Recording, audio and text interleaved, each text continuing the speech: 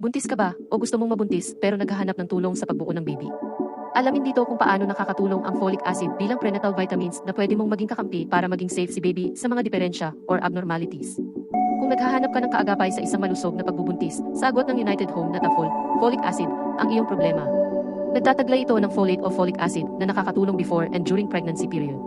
Maaaring makatulong ang pag-inom ng folic acid araw-araw bago mabuntis hanggang umabot as 12 weeks ng pregnancy o ang unang trimester.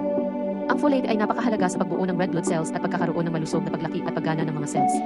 Ang nutrient na ito ay mahalaga sa early pregnancy para mabawasan ang panganib ng birth defects o abnormalities sa utak at spine ni baby. Studies suggest folic acid can help support women's fertility. In short, ang mga babaeng umiinom ng multivitamins with folic acid ay may higher chance na mag-ovulate o mag-produce ng egg.